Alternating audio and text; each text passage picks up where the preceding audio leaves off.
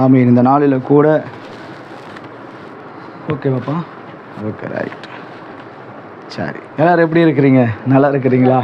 அவங்கள பக்கத்தில் பார்த்து வாழ்த்துங்க. இந்த கால வேளையில் நீங்கள் நல்லா இருப்பீங்கன்னு சொல்லுங்கள். அவங்கள பார்த்து நீங்கள் நல்லா இருப்பீங்க சொல்லுங்கள். அவங்கள பார்த்து நீங்கள் நல்லா இருப்பீங்க. ஆமாம், கர்த்தர் உங்களை ஆஸ்வதிப்பாங்க.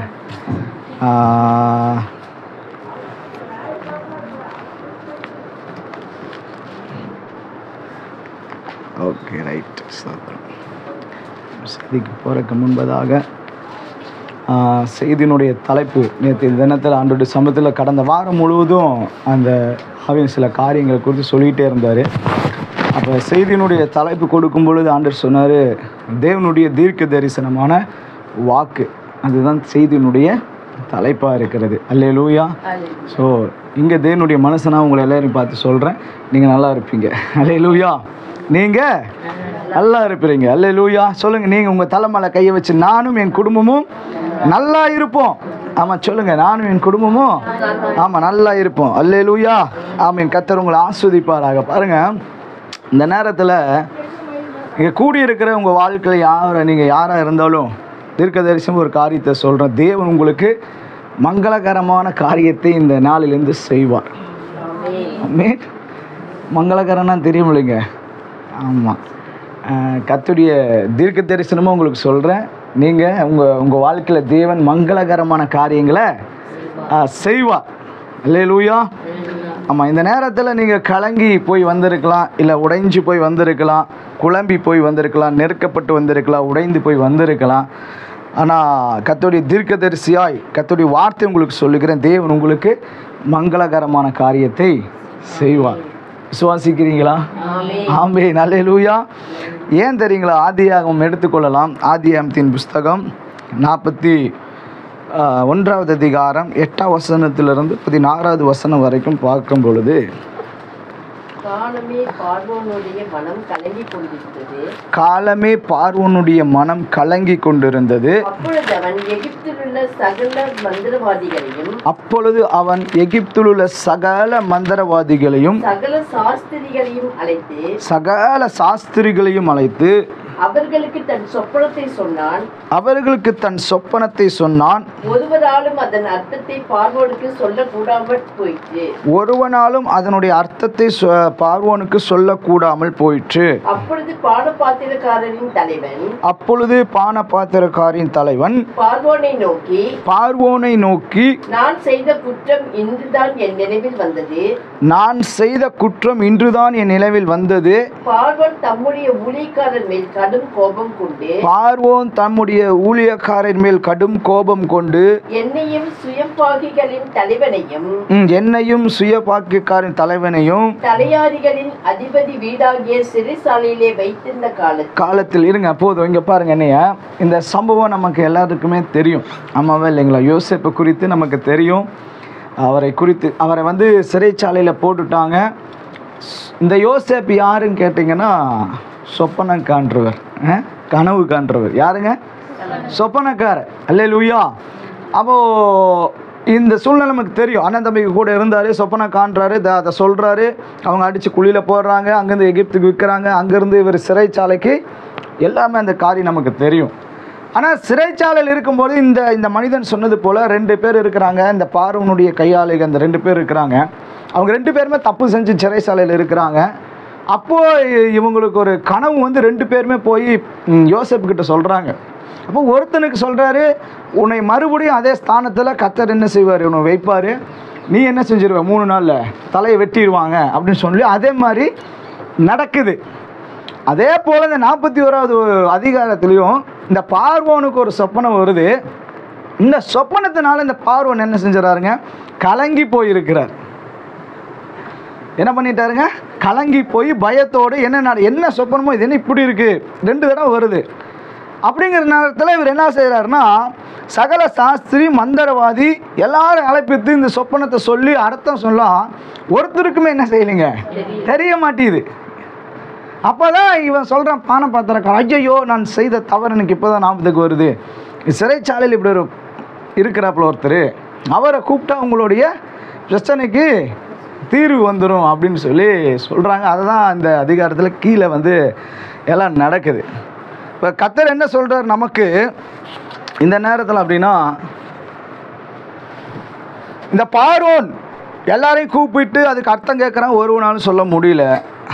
ஆனால் இந்த நேரத்தில் ஆவியானவர் கர்த்தருடைய தீர்க்க தரிசனமாக உங்களுக்கு சொல்லுகிறது, நீங்கள் எல்லா மனுஷர்கிட்டையும் கேட்டு உங்களுக்கு விடை கிடைக்கல, அர்த்தம் கிடைக்கலையா, இன்றைக்கி கர்த்தருடைய தீர்க்க தரிசியாய் தீர்க்க தரிசனமாக உங்களுக்கு ஒரு வார்த்தை வருது. அவரே உங்களுக்கு விடை கொடுக்கிறவராயும் உங்களுக்கு பதில் கொடுக்கிறாரும் உங்கள் வாழ்க்கையில் இருக்கிறார். நீங்கள் ஒரு காரியத்துக்கு எதிர்பார்க்குறீங்களே, எல்லா மனுஷரும் விடை கொடுக்க முடியாது, ஆனால் ஒருத்தர் கொடுக்க முடியும்.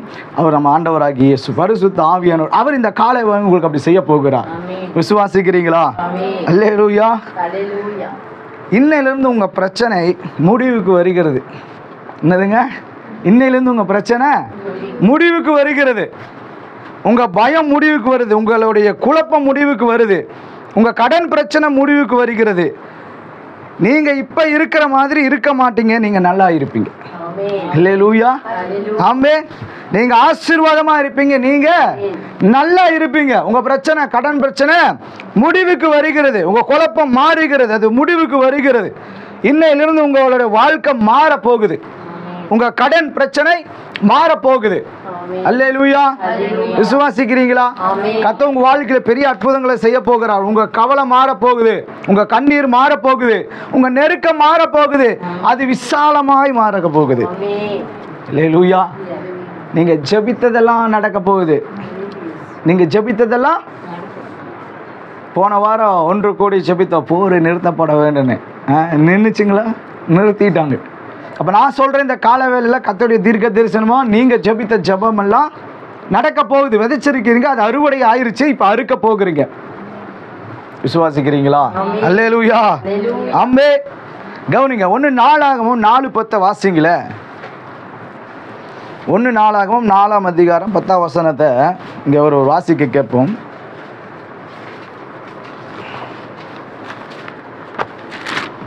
யாபேஸ் இஸ்ரவேலின் தேவனை நோக்கி, தேவரீர் என்னை ஆசீர்வதித்து என் எல்லைகளை பெரிதாக்கி உமது கரம் என்னோடு இருந்து தீங்கு என்னை துக்கப்படுத்தாதபடிக்கு அதற்கு விலக்கி காத்தருளும் என்று வேண்டிக் கொண்டான். அவன் வேண்டிக் கொண்டதை தேவன் அருளினார். விசுவாசிக்கிறீங்களா? அப்போ உங்க பிரச்சனை முடிவுக்கு வந்துருச்சுங்களா? உங்க ஜெபம் கேட்கப்பட்டுருச்சா? உங்க கடன் பிரச்சனை ஒரு முடிவுக்கு வந்துருச்சுங்களா? அல்லேலூயா. ஏன்னா யாபேஸ் ஜெபித்தான், அவன் ஜெபித்ததை தேவன் அவருக்கு அருள் செய்தார். என்னென்னலாம் ஜெபித்தான் அந்த யாபேஸ்? என்னை ஆசீர்வதித்து, யாபேஸ் இஸ்ரவேலின் தேவனை நோக்கி என்னை ஆசீர்வதித்து கவனிங்க, எல்லையை பெரிதாக்க. முதல்ல உங்களோட ஜெபம் கேட்கப்பட்டுருச்சு. உங்களை தேவன் இன்றைக்கு என்னமே நல்லா புரிஞ்சுக்குங்க. இந்த ஏற்ற காலம்னு சொல்கிறோம் இல்லைங்களா, அது எப்பவுமே எங்கேயோ இல்லை, நீங்கள் என்றைக்குமே தெரிஞ்சுக்கணும். அது இப்போ இந்த நிமிஷத்தில். ஏன்னு கேட்டிங்கன்னா, ஏசப்பா கிட்ட வந்து அத்தனை பேர்த்துக்கும் போயிட்டு நாளைக்கு வான்னு சொன்னாரா அற்புதத்தை? அப்போவே நடந்துச்சுங்களா? அப்போ நம்ம வாழ்க்கையில் அற்புதம் அப்போவே நடக்கும். ஆமாவா இல்லைங்களா? அல்லேலூயா. அது உண்மைனா இன்னைக்கு நம்ம வாழ்க்கையில் தேவனுடைய ஆவியாக பேசி கொண்டு இருக்கிறது உண்மைதான். ஆமாவா இல்லைங்களா? அப்ப இன்றைக்கே உங்க வாழ்க்கையில் உங்க ஜெபம் கேட்கப்பட்டுருச்சு. அது ஆசீர்வாதமாக என்ன சொல்றாரு? என்னை ஆசீர்வதித்து என் எல்லைகளை பெருக்குங்கிறார். அப்ப நான் சொல்றேன், இந்த கால வேளையில நீங்க ஜெபித்த ஜெபத்தை தேவன் கேட்டுட்டாரு. இன்னையிலிருந்து உங்க வாழ்க்கை டோர் ஓப்பன் ஆயிருச்சு. ஆசீர்வாதமான உங்க மேல பெய்ய ஆரம்பித்துருச்சு. உங்க எல்லை எல்லாம் பெரிதாக போகிறது. சுவாசிக்கிறீங்களா? பக்கத்துல அவங்கள பார்த்து சொல்லுங்க, உங்க ஜெபம் எல்லாம் கேட்கப்பட்டு இருக்கிறது. நீங்க ஆஸ்வதிக்கப்பட பட்டுட்டீங்க. உங்க எல்லைகளா பெரிதா இருக்கிறது. ஆமா. அடுத்து அவர் என்ன ஜெபிக்கிறாரு பாருங்க. உமது கரம் என்னோடு இருந்து ஆ, தீங்கு என்னை துக்கப்படுத்தாதபடிக்கு ம். அதற்கு என்னை விலக்கி காத்தருளும் என்று கவனிங்க. இப்ப என்ன சொல்றாரு? தீங்கு என்னை துக்கப்படுத்தாதபடிக்கு காத்தருளும். அப்ப நான் சொல்றேன், இந்த கால வேளை தேவனுடைய மனுஷனாக உங்களுக்கு சொல்லுகிறேன், தீங்கு நம்மளை துக்கப்படுத்த முடியாது. ஆமென் சொல்றீங்களா? விசுவாசிக்கிறீங்களா? தீங்கு உங்களை துக்கப்படுத்த முடியாது. ஆமா, நீங்க என்ன ஜபிக்கிறீங்களோ அந்த ஜபத்தை கேட்டு அப்பவே பதில் கொடுக்கிற தேவனா இருக்கிறேன். ஏன்னா யாபேஸ் ஜபித்தார். ஆனா அவங்க அம்மா சொல்றாங்க முதல்ல 9ஆம் வசனத்துல துக்கத்தோடு பெத்தெடுத்தேன்னு சொல்லி யாபேஸ் என்று பேர் எடுக்கிறாங்க. துக்கத்தோடு நீங்க வந்திருக்கலாம், துக்கத்தோடு உங்க காரியம் எல்லாம் உங்களுக்கு எதிராக செயல்பட்டு இருக்கலாம். நான் சொல்றேன், உங்க ஜெபம் கேட்கப்பட்டு இருக்கிறது, உங்களுக்கு துக்கம் கிடையாது. இனி எல்லாம் உங்க வாழ்க்கையில சந்தோஷம் தான். விசுவாசிக்கிறீங்களா? அல்லேலூயா. ஏன்னா தேவனுடைய வசனத்தை மட்டும்தான் நம்ம நம்புறோம், அவருடைய வாக்கு மாத்திரம் தான் நம்புறோம். அதனால தான் தலைப்பு கொடுத்தாரு, தேவனுடைய தீர்க்க தரிசனமான வாக்கு. அல்லேலூயா. அப்ப இந்த நாளில் கர்த்தருடைய ஆவியை நமக்கு சொல்லுகிறது என்னன்னா, இங்க தீங்கு ஜெபிக்கிறார், தீங்கு என்னை துக்கப்படுத்தாதபடிக்கு அதற்கு என்னை விலக்கி காத்தருளும் என்று வேண்டிக் கொண்டான். அவன் வேண்டிக் கொண்டதை தேவன் அவனுக்கு. அப்ப நான் சொல்ற இந்த கால வேளையில நீங்க என்னெல்லாம் வேண்டிக் கொண்டீங்களா அதெல்லாம் உங்களுக்கு அப்படியே தேவன் அருள் செய்கிறார். சுவாசிக்கிறீங்களா? ஆமா, ஒண்ணுமே குறை இல்லாம நீங்க என்னெல்லாம் நீங்க தனி ஜெபத்துல ஜெபிக்கிறீங்களோ அதெல்லாம் உங்க வாழ்க்கையில சொல்லுங்க. அல்லேலூயா. ஆமென். ஆமா. அப்ப பாருங்க, இன்னையிலிருந்து உங்க வாழ்க்கை புதிதா மாற போகுது. எல்லாரும் அவங்கள பார்த்து சொல்லுங்க, இன்னையிலிருந்து உங்க வாழ்க்கை புதிதாய் மாற போகுது. உங்க வாழ்க்கை அது புது வாழ்க்கை. எல்லாரும் சொல்லுங்க அவங்கள பார்த்து, உங்க வாழ்க்கை புது வாழ்க்கை. சாம்பலுக்கு பதிலா சிங்காரத்தை தரப்போறாருங்க. விசுவாசிக்கிறீங்களா? சாம்பல்னா தெரியும்ல, எதுக்கு சாம்பல் யூஸ் பண்ணுவாங்க, எதுக்கு சாம்பல் அடையாளம் வைக்கிறாங்க?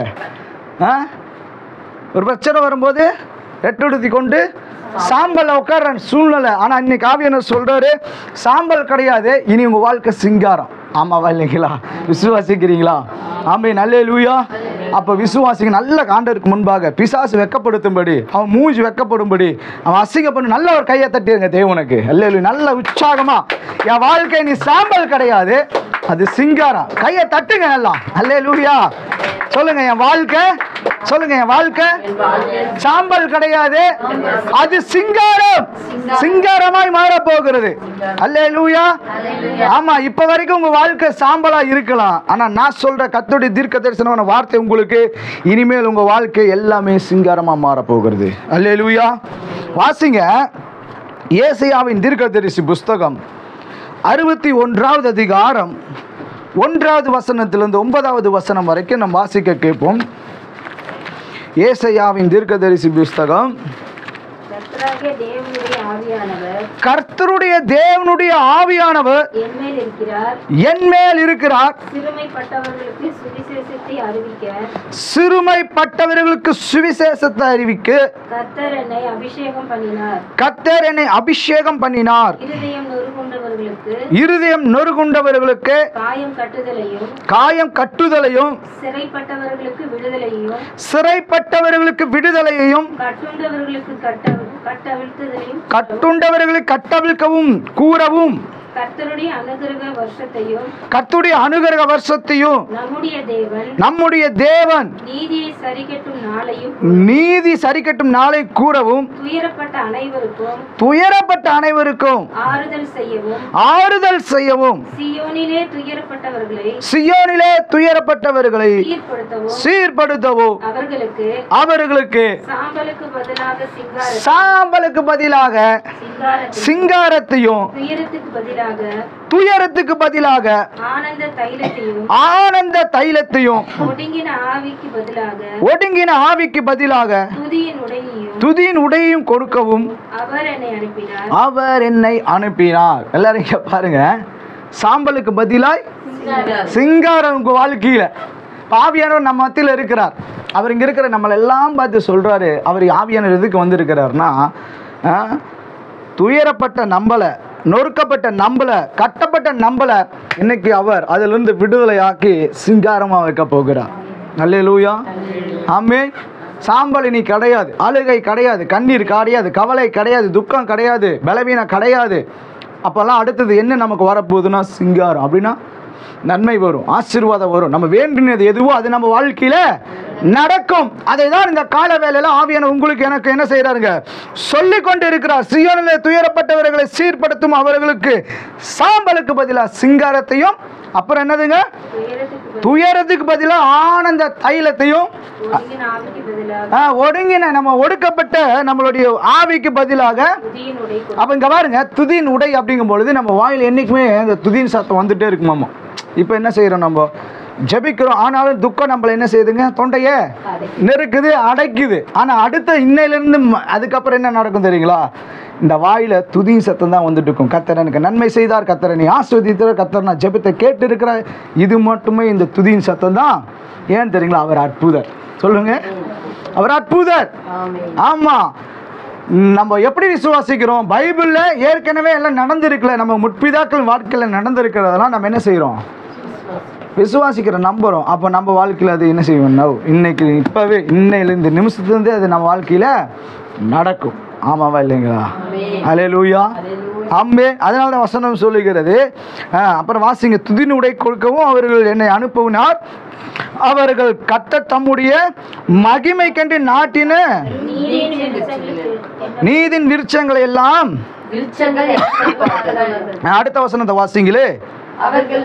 அவர்கள் நெடுங்காலம் பாழாய் கிடந்தவைகளை கட்டி பூர்வத்தில் நிர்மூலமானவைகளை எடுப்பித்து தலைமுறை தலைமுறையாய் இடிந்து கிடந்த பாழான பட்டணங்களை புதிதாய் கவனிங்க. போதுங்க, இங்க ஆவியான சொல்லுகிறது ஒரு காரியம் என்னன்னா, அவர்கள் நெடுங்காலமாய் பாழாய் கிடந்தவைகளை கட்டி பூர்வ காலத்தில் நிர்மூலமானவைகளை எடுப்பித்து தலைமுறை தலைமுறையை இடிந்து கிடந்த பாழான பட்டணங்களை புதுப்பிப்பார். நல்லா கவனிக்க வேண்டிய விஷயம் ஆவியான சொல்லுகிறதுன்னா, இந்த வசனத்தில் நம்மளுடைய வாழ்க்கையில் நெடுங்காலமாய் எல்லாமே இடிந்து கிடக்கிற சூழ்நிலை என்னதுங்க, நம்மளுடைய ஆசீர்வாதம் அங்கங்கே சிதறி கிடக்கு, அதை நம்ம அனுபவிக்க முடியலை.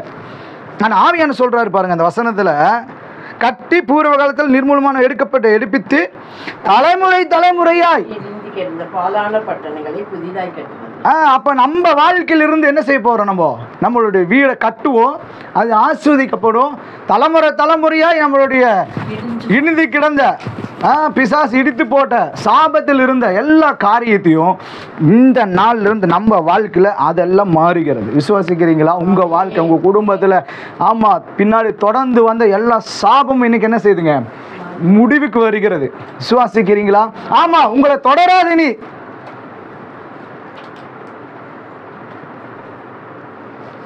உங்களை தொடராது. அவங்கள பார்த்து சொல்லுங்க, பயப்படாதீங்க, பயப்படாதீங்க. அவங்கள பார்த்து சொல்லுங்க, பயப்படாதீங்க, உங்களை சாபம் தொடராது. கர்த்தருடைய ஆவியானவர் உங்களுக்குள்ள இருக்கிறார், உங்களை சுத்தி இருக்கிறார், உங்க கூட இருக்கிறார். விசுவாசிக்கிறீங்களா? அல்லேலூயா. அடுத்த வசனத்தை வாசிங்களே.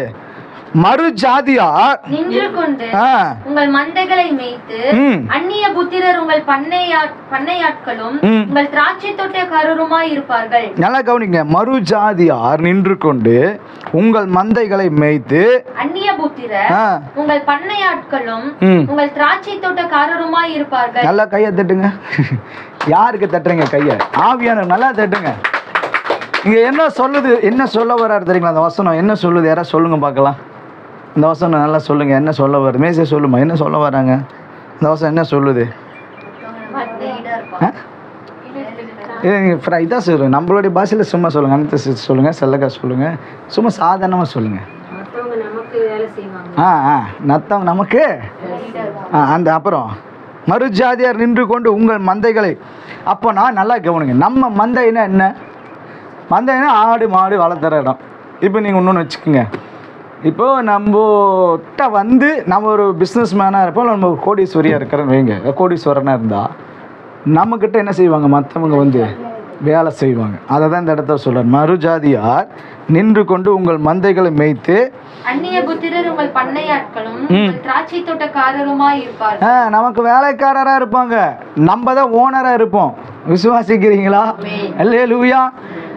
அதுதாங்க தேவனுடைய வார்த்தை, தீர்க்கதரிசனம் உங்களுக்கு இந்த கால வேளையில் வருது. இன்னைக்கு வேணால் நம்ம அப்படி இருக்கலாம்.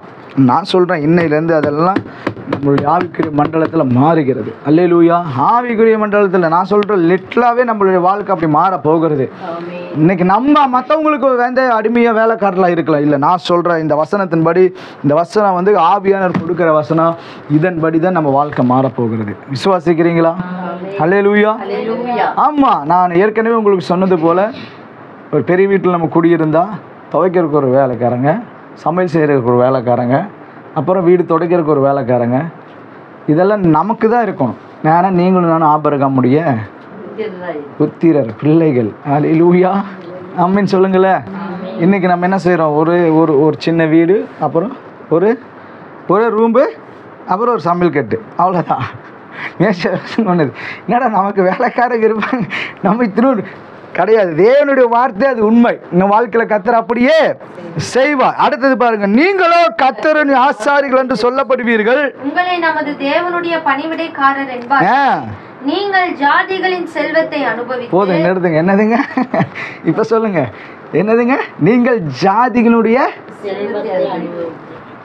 அது எப்படிங்க நியாயமா?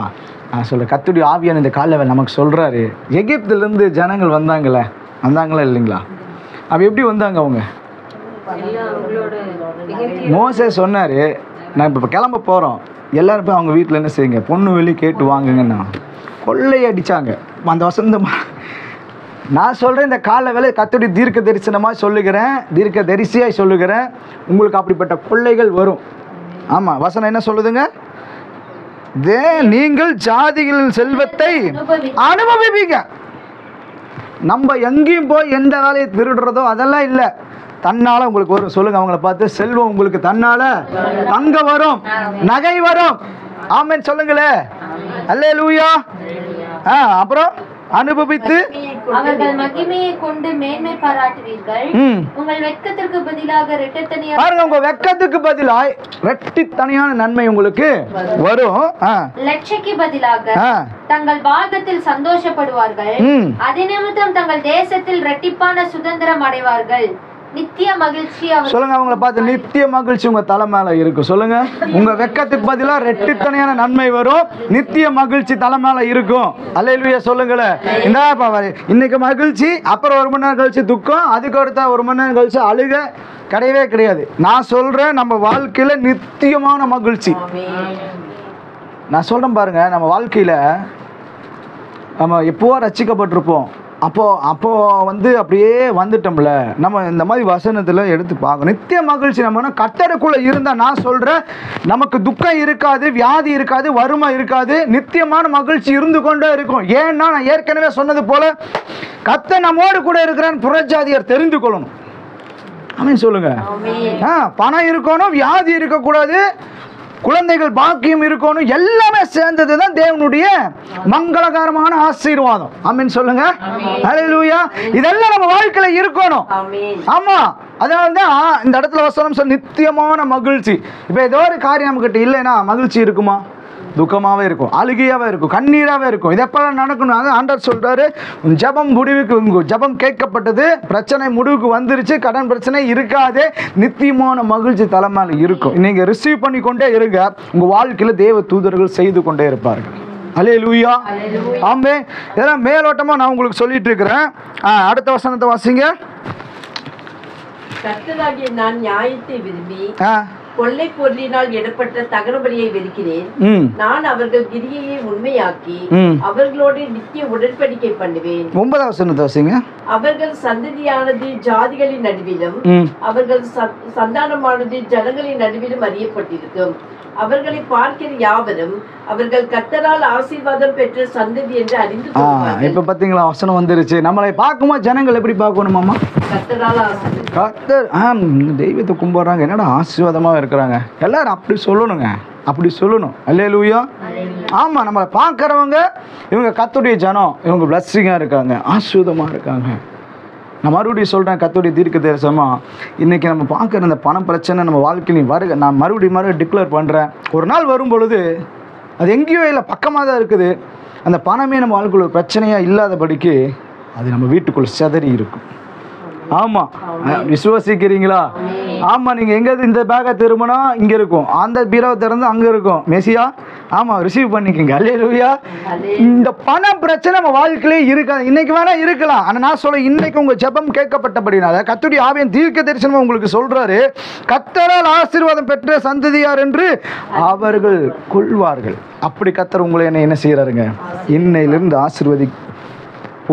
ஆசீர்வதிக்கப்பட்டுட்டோம். அல்லேலூயா. ஆமா, நம்ம எப்பவுமே அப்படி சொல்லக்கூடாது. அடுத்தது, கர்த்தருக்குள் பூரிப்பாய் மகிழ்கிறேன். கர்த்தருக்குள் பூரிப்பாய் மகிழ்கிறேன். என் தேவனுக்குள் என் ஆத்துமா களி கூர்ந்திருக்கிறது. மணவாளன் ஆபரணம். போதுங்க அது போதும். அடுத்த காரியத்தை நான் சொல்றேன். நீங்கள் என்னை பாருங்க, நீங்க அநேகருக்கு இப்போ இந்த காரியம் முடிஞ்சு, இப்போ 4வது ஒரு காரியம், நீங்களும் நானும் அநேகருக்கு ஆசீர்வாதமாக இருப்போம். நீங்கள் ஆசீர்வாதமாக இருப்பீர்கள். அவங்கள பார்த்து சொல்லுங்க, நீங்க அநேகருக்கு ஆசீர்வாதமா இருப்பீங்க. நீங்க அநேகரை போஷிப்பீர்கள். சொல்லுங்க, நீங்க அநேகரை போஷிப்பீர்கள், அநேகருக்கு படி அளப்பீர்கள். ஆமா, நீங்க அநேகருக்கு நன்மை செய்வீர்கள். ஆமா, நீங்க அநேகருக்கு கடன் கொடுப்பீர்கள். நீங்க எல்லாருக்கும் ஆசீர்வாதமா இருப்பீர்கள். அல்லேலூயா. மறுபடியும் சொல்றேன், நீங்க அநேகருக்கு ஆசீர்வாதமா இருப்பீங்க. நீங்க அநேகரை போஷிப்பீங்க. நீங்க அநேகருக்கு படி அழைப்பீங்க. நீங்க அநேகருக்கு உதவி செய்வீங்க. நீங்க அநேகருக்கு நன்மை செய்வீர்கள். நீங்க அநேகருக்கு கடன் கொடுப்பீங்க. இந்த காரியம் இன்னைக்கு நம்ம வாழ்க்கையில வேணா இல்லாம இருக்கலாம். நான் சொல்றேன், இன்னையிலிருந்து இந்த வார்த்தை நம்ம வாழ்க்கையில நிறைவேறும். விசுவாசிக்கிறீங்களா? அல்லேலூயா. எடுத்து வாசிங்க, ஆதியாகமத்தின் புஸ்தகம் 50வது அதிகாரம் 19, 20, 21 வாசிங்கள.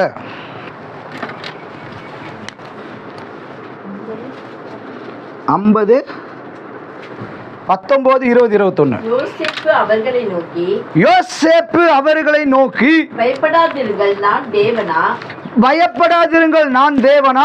நீங்கள் எனக்கு தீமை செய்ய நினைத்தீர்கள். நீங்கள் எனக்கு தீமை செய்ய நினைத்தீர்கள். தேவனோ இப்பொழுது நடந்து வருகிறபடியே, தேவனே இப்பொழுது நடந்து வருகிறபடியே வெகு ஜனங்களை உயிரோடே காக்கும்படிக்கு, வெகு ஜனங்களை உயிரோடே காக்கும்படிக்கு அதை நன்மையாக முடிய பண்ணினார். ஆதலால் பயப்படாதிருங்கள், நான் உங்களையும் உங்கள் குழந்தைகளையும் பராமரிப்பேன் என்று அவர்களுக்கு ஆறுதல் சொல்லி அவர்களோட பட்சமாய் பேசினான். அல்லேலூயா. கவனிங்க, இந்த வசனத்தின்படி யோசேப்பு நமக்கு இப்ப முன்னாடி பார்த்தோம், அவர் ஒரு சொப்பனக்காரரா இருந்தார். ஜெயிலில் தூக்கி போட்டாங்க. அப்புறம் அந்த காரியம்லாம் நடந்துச்சு. இப்போ இந்த யோசேப்பின் அபிஷேகம் நம்ம மேலே வந்து இன்னையிலிருந்து அது நமக்கு செயல்பட ஆரம்பிக்கிறது. அல்லேலூயா. ஆமென். நம்ம அநேகருக்கு ஆசீர்வாதமாக இருப்போம். அநேகரை போஷிப்போம். அநேகருக்கு படி அளப்போம். அநேகருக்கு கடன் கொடுப்போம். அநேகருக்கு நன்மை செய்வோம். அநேகருக்கு உதவி செய்வோம். அநேகருக்கு கடன் கொடுப்போம். இந்த யோசேப்பு அங்கே போனார் இல்லைங்க. இப்போ இந்த குடும்பமெல்லாம் பஞ்சத்தில் இருக்கு. எகிப்தில் மட்டும்தான் செழிப்பு இருக்கு. இப்போ அண்ணமார்கள், அப்பாமார்கள் எல்லாரும் வந்துட்டாங்க. இங்கே என்ன நடக்குமோ அப்படிங்கிற சூழ்நிலை. யோசேப்பு சொல்கிறாரு, பயப்படாதீங்க, நன்மையாக நடக்கும் என்று சொல்லி அவங்கள எல்லாரையும் பராமரிக்கிறாரு. அதே தேசத்தில் நல்ல இடத்துல வைக்கிறாரு. நல்ல கவர்மெண்ட் ஜாப் வாங்கி கொடுக்குறார். நல்ல ஆடு மாடுகளை எல்லாம் வச்சு அவங்களையே நல்லா பராமரிக்கிறார். நான் சொல்கிறேன், இன்னையிலேருந்து உங்கள் வாழ்க்கை அப்படி மாறும். நீங்கள் அநேகருக்கு படி அழைப்பீங்க. அநேகருக்கு கடன் கொடுப்பீங்க. அநேகருக்கு ஆசீர்வாதமாக இருப்பீங்க. கர்த்தர் உங்களை என்ன அப்படி வைக்க போகிறார். விசுவாசிக்கிறீங்களா? அல்லேலூயா. ஸோ இந்த நேரத்தில் தீர்க்க தரிசனமா நான் உங்களுக்கு சொல்லுகிறேன், நீங்க சொந்த வீடு வாங்குவீங்க. எல்லாரும் என்ன பாருங்க, நீங்க சொந்த வீடு கடன் இல்லாமல். சொல்லுங்க, நீங்க சொந்த வீடு தீர்க்க தரிசனம். நான் தீர்க்க தரிசியா, கத்தோட தீர்க்க தரிசனம் உங்களுக்கு சொல்றேன். நீங்க சொந்த வீடு நீங்களும் நானும் வாங்குவோம் கடன் இல்லாமல். எல்லாரும் சொல்லுங்க, கடன் இல்லாமல் வாங்குவோம். சொந்தமா நீங்களும் நானும் நிறைய நகைகள் வாங்குவோம். அவங்கள பார்த்து சொல்லுங்க, நீங்க சொந்த வீடு வாங்குவீங்க, நிறைய தங்க நகைகள் வாங்குவீங்க. சொல்லுங்க அவங்கள பார்த்து, நிறைய சொத்துக்கள் வாங்குவீங்க. தீர்க்க தரிசனம் உங்களுக்கு சொல்றேன், நிறைய சொத்துக்கள் நீங்கள் வாங்குவீங்க. நிறைய நிலங்கள் வாங்குவீங்க. அல்லேலூயா. ஆமென். விசுவாசிக்கிறீங்களா? அல்லேலூயா. நீங்களும் நானும் அப்படி வாங்க போகிறோம். கர்த்தர் நமக்கு அப்படி இதெல்லாம் கடன் இல்லாமல், எல்லாரும் சொல்லுங்க, கடன் இல்லாமல் செய்ய போகிறோம். ஒருவேளை நீங்கள் நினைக்கலாம் இது எப்படி ஆகும் என்று சொல்லி. கவனிங்க, வசனம் சொல்லுகிறது சங்கீதம் 118:23 வாசிங்கள.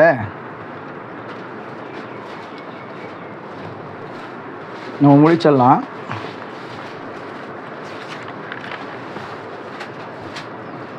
சங்கீதம் 118:23. அது கர்த்தரால் ஆயிற்று, அது நம்மளுடைய கண்களுக்கு. இப்ப நீங்க நினைக்கிறீங்களா இது எப்படி நடக்கும்னு?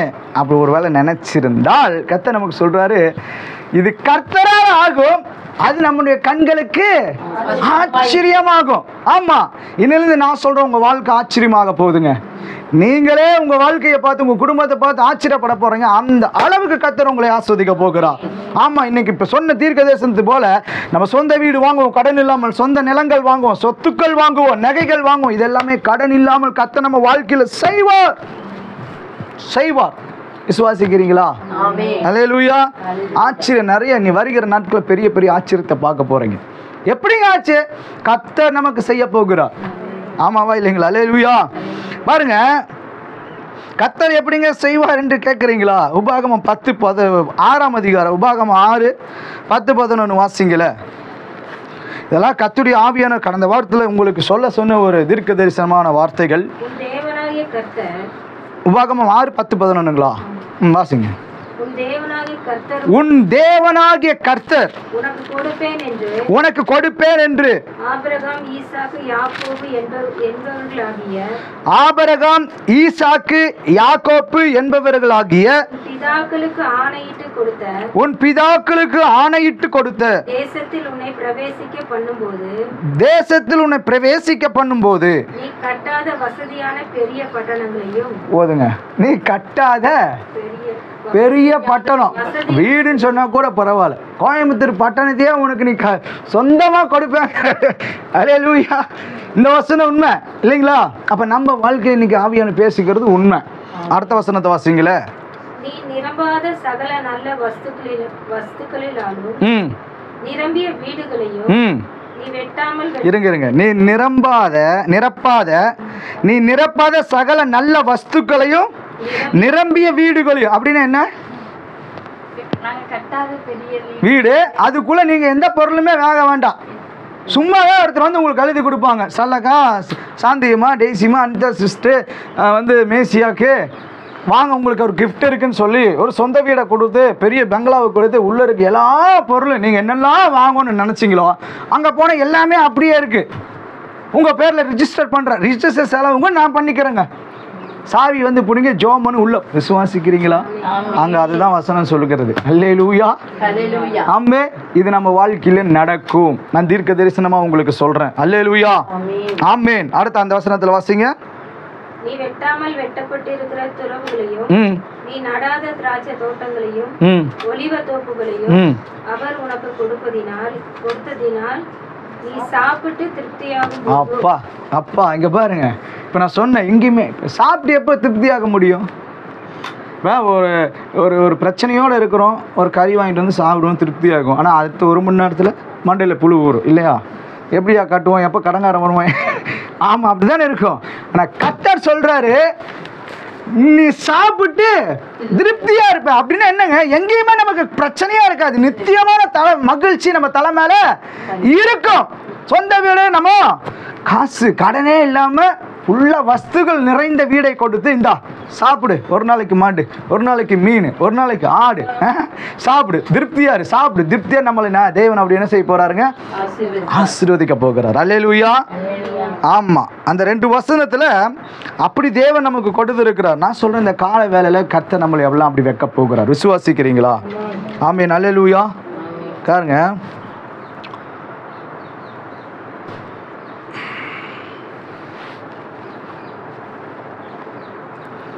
ஒரு வேலை இது எப்படிங்க ஆகணும், மறுபடியும் இது சாத்தியமா அப்படின்னு சொல்லி நீங்கள் இருதயத்தின் ஓரத்தில் நினச்சிங்கன்னா 2 ராஜாக்கள் 7ஆம் அதிகாரத்தில் நம்ம சம்பவத்தை பார்க்குறோம். 1ஆம் வசனத்துலேருந்து 20ஆவது வசனம் வரைக்கும் கர்த்தருடைய தீர்க்கதரிசி ஆகிய எலிசா சொல்கிறாரு, நாளைக்கு இந்நேரத்தில், எல்லாரும் பாருங்க, நாளைக்கு இந்நேரத்தில் ஒரு மரக்கால் கோதுமை ஒரு சேக்கலுக்கும் 2 மரக்கால் கோதுமை விற்கப்படும் என்று கர்த்தருடைய ஜீவனை கொண்டு சொல்லுகிறேன் என்று சொல்லி எலியா தீர்க்கதரிசி கர்த்தருடைய மனுஷன் சொல்லுகிறார். அந்த வசனம் தெரியுதுங்களா? 2 ராஜாக்கள் 7ஆம் அதிகாரத்தில் 1 வசனத்திலிருந்து 20ஆம் வசனம் வரைக்கும் நடக்குது. நீ பாருங்க, அன்றைக்கு கர்த்தருடைய தீர்க்கதரிசியை கொண்டு கர்த்தருடைய ஆவியானவர் அந்த அற்புதத்தை செஞ்சார். எப்படி நடந்திருக்கும்? பஞ்சம். 2 பெண்கள் வராங்க, நைஸாக இன்னைக்கு உன் குழந்தைய கூட சாப்பிட்றலாம். இது நடந்துச்சு அன்னைக்கு. பெத்த குழந்தைய சாப்பிட்ற அளவுக்கு பஞ்சம். ராஜா மேலே நடந்துட்டு வஸ்திரம், இந்த செய்தியை கேட்டான், வஸ்திரத்தை கிழிக்கிறான். ஐயோ, இந்த அளவுக்கு பஞ்சமா? கூப்பிட்ற அந்த எலிசா தீர்க்கதரிசி அவனுக்கு இன்னைக்கு முடிச்சிடலன்னு ஆள் அனுப்புகிறான். அப்போ தான் ஆவியானவர் சொல்கிறாரு தீர்க்கதரிசி எலிசாவை கொண்டு, நாளைக்கு இந்நேரத்தில் உன் வாழ்க்கையில் அற்புதம் நடக்கும். ஆமாம், நீங்கள் விசுவாசித்தீங்கன்னா அது உங்கள் வாழ்க்கையில் இன்னைக்கு அன்னைக்கு நடந்தது உண்மைனா இப்போ இந்த நிமிஷம் இப்போ உங்கள் வாழ்க்கை, என் வாழ்க்கை அது நடக்கிறது உண்மை. ஆமென், அல்லேலூயா. ஏன்னா அவர் சொன்னார். அடுத்தது என்ன நடந்துச்சு நமக்கு தெரியும். ஆலயம் சுற்றி இருக்கிறாங்க. ஒரு மியூசிக்கு ஒரு சவுண்டை கொடுத்தோன்னே எல்லாம் தெரிச்சு ஓடுறானுங்க. உள்ள குஷ்டரோகிக்கு போனால் திருப்தியாக சாப்பிட்றாங்க. எல்லா நகைகள் பணம் எல்லாம் என்ன செய்கிறாங்க? பஞ்சம் மாறிச்சா? அந்த வசனத்தின் கடைசியில் போனீங்கன்னா அங்கே சொல்லப்படுகிறது, அதே போல் அடுத்த நாள் காலையில் ஒரு மரக்கால் கோதுமை ஒரு சேக்கல் விற்றாங்க. ஆனால் ஒரே ஒருத்தன், இந்த பிரதானி, இந்த ராஜாவுக்கு பிரதானி சொல்கிறான், இந்த தேவன் மதுகுகளை திறந்தாலும் இதெல்லாம் நடக்குமா? ஒரே நாள் அற்புதம் நடக்குமா? தேவனுக்கே சவால் விட்டு அற்புதமாய் நினைச்சில உன் வாழ்க்கையில் நீ பார்ப்ப, நீ அதை அனுபவிக்க மாட்டேன்னு சொன்ன அவனை மிதிச்சு சாக வச்சார்கள். அவன் சாப்பிடவே இல்லை, செத்துட்டான். மிதிச்சுட்டாங்க ஜனங்க. நான் சொல்றேன், இந்த காலவே தீர்க்கதரிசி உங்களுக்கு சொல்றேன், இதை நம்பினீங்கன்னா உங்க வாழ்க்கையில் இது எல்லாம் அப்படியே நடக்கும். அல்லேலூயா. எப்படிங்கன்னு கேட்காதீங்க, கர்த்தர் செய்வார். அன்னைக்கு செஞ்சார்ல, அப்ப இன்னைக்கு நம்ம வாழ்க்கையில அதை செய்வார். அல்லேலூயா. பாருங்க,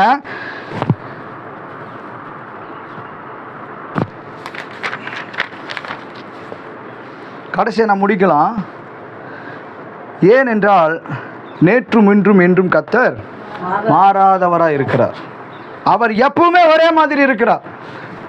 அன்னைக்கும் அவர் கர்த்தர் தான், அன்னைக்கு அவர் அற்புதர், இன்னைக்கும். இதை கேட்குறீங்களா? அல்லேலூயா. நல்லவன். யார் நல்லவன்? யாரால சொல்ல முடியுமா? யார் நல்லவன்? யாரை சொல்ல முடியுமா? சொல்லுங்க, யார் நல்லவன்? நான் முடிக்கிறேன். யார் நல்லவன்? வாசிக்கலாங்களா? நீதிமொழிகள் 13:22 வாசிச்சு நம்ம முடிக்கலாம். நீதிமொழிகள் 13:22. நல்லவன் தன் பிள்ளைகளின் பிள்ளைகளுக்கு சுதந்திரம் வைத்து போகிறான். நல்லவன் தன் பிள்ளைகளின் பிள்ளைக்கும் சுதந்திரம் வைத்து போகிறான். பாவியின் ஆஸ்தியோ நீதிமானுக்காக சேர்த்து வைக்க. யார் நல்லவர்கள் அப்படின்னா, இங்க பாருங்க, நல்லவன் தன் பிள்ளைகளின் பிள்ளைகளுக்கும் சுதந்திரம் அப்படின்னு என்னங்க? இங்க இருக்கிற சாந்திமா, ஸ்ரெல்லக்கா, டெய்சிமா, ஒருவேளை நம்போம் எங்களுக்கு பிள்ளைகள் தான் இருக்கிறாங்க. மேசியா, கில்டா, சிஸ்டர் எல்லாரும் இது நீங்களே பேர குழந்தைங்க பார்த்துருக்கீங்க. இந்த பூமியில் நீங்கள் உங்கள் பேர குழந்தைங்களுக்கு சொத்து சேர்த்து வச்சுருக்கணுமா? ஆமே, உங்களை பரலோகத்தில் பல நியாய தீர்ப்பு நடந்தாலும் ஒரு கேள்வி வரும்போது என்ன கேட்பாங்கன்னா, நீ நல்லவனு எப்படி சொல்கிற அப்படின்னு ஒன்று. இப்போ உதாரணத்துக்கு நம்ம கேட்குறோம், பெற்றவங்களை பார்த்து எனக்கு நீ என்ன செஞ்ச அப்படின்னு கேட்டுடுறோம். ஆனால் அந்த பெற்றவங்க பிள்ளைகளுக்கும் என்ன செஞ்சுருவோமாம்மா? சொல்லுங்கள், சொத்து சேர்த்து வச்சிருக்கணுங்கிறாங்க. நம்ம என்ன பண்ணிடுறோம்? அன்றன்றைக்கும் செலவு பண்ணிடுறோம். சேர்த்து வைக்கிற பழக்கம் நம்மக்கிட்ட கிடையாது. அல்லேலூயா. அப்போ நல்லவன் தன் பிள்ளைகளின் பிள்ளைகளுக்கு சொத்து சுதந்திரம் வைத்து போகிறோம். அப்போ நீங்களும் நானும் ஏதோ பிள்ளைகளை வளர்த்து ஆளாக்குறது மாத்திரம் அல்ல, அவர்கள் பெரிய ஆளாகி சொந்த காலில் நிற்கும் போது நாங்கள் அடிக்கடிக்கு எங்கள் வீட்டில் நாங்கள் பேசுவோம். மேலேஜுவனுக்கு கல்யாணம் ஆகும் பொழுது, மேலைக்கு கல்யாணம் ஆகும் பொழுது அவன் சொந்த வீட்டுக்குள் அவனுக்குன்னு ஒரு சொந்த வீடை நான் வாங்கி வச்சுருப்பேன். அவன் அந்த சொந்த வீட்டுக்குள்ளே தான் அவன் போய் என்ன செய்யணும்? அவன் அடுத்து சம்பாதிக்கிறான், அது ரெண்டாவது. சொல்லுங்க. அப்படி நம்மளுடைய பிள்ளைகளுக்கு நீங்களும் நான் என்ன செய்யணுமாம்மா? சொத்து சேர்த்து வைக்கணும். அவங்க தான் நல்லவங்க. பிள்ளைகளுக்கு மாத்திரம் இல்லை, அவன் பிள்ளைகளுக்கும் நான் என்ன செஞ்சு வச்சுருக்கணுங்க. ஆபிரகாம் அவனுடைய மறுமணியமாட்டி பிள்ளைகள் எல்லாத்துக்கும் நன்கொடை கொடுத்தார். நன்கொடை எவ்வளோ கொடுப்போம்? 1 லட்சம் கேட்டால் 10,000 கொடுப்போம். ஆமாவா இல்லைங்களா? நன்கொடை அந்த மாதிரி கொடுத்தாங்களாம்மா. என்னாச்சு அந்த மாதிரி? ஆனால் ஈசாக்குக்கு தன் சொத்து அனைத்துமே. இவர் எலியேசர் ஆபிரகாமை குறித்து ரெபெக்கா வீட்டில் போய் சொல்கிறாரு, எங்களுடைய எஜமான் கர்த்தரால் ஆசீர்வதிக்கப்பட்டிருக்கிறார், அவர் சீமானாக இருக்கிறாரு, ஆட்டு மந்த மாட்டு மந்த வேலைக்காரர்கள் பொண்ணு வெள்ளி நிறைவாக இருக்கிறது. இது எல்லாமே ஈசாக்குக்கு மாத்திரம்தான். சொல்லுங்க. அப்போ இங்கே இருக்கிற உங்கள் பிள்ளைகளுக்கு கில்டா சிஸ்டரானாலும் நித்த சிஸ்டரானாலும் நானானாலும் ஸ்டெல்லக்கானாலும் சாந்திமானாலும் பிள்ளைகளுக்கு நீங்கள் என்ன செஞ்சுருக்கணுங்க? ஆமாம், நீங்கள் இருக்கும் போது சரி இல்லாத போது சரி உங்களை பார்த்து கேள்வி கேட்கவே கூடாது. நம்ம பிள்ளைகளுக்கு நல்லா படிக்க வைக்கணும். அதே சமயத்தில் பிள்ளைகளுக்கும் சொத்து சேர்த்து வைக்கணும். அதனால கர்த்தர் தீர்க்கதரிசி இந்த காலையில் உங்களுக்கு சொல்கிறாரு, இப்போ சொன்ன எல்லா காரியம் நம்ம வாழ்க்கையில் அவர் ஆச்சரியமாக செய்வார். அதை நீங்கள் விசுவாசம் நம்புங்க, அதை படி ஜெபம் பண்ணுங்க. ஜெபிச்சிருக்க உங்கள் ஜெபம் கேட்கப்பட்டு இருக்கிறது. நம் கண்களை மூடி ஜெபிக்கலாம்.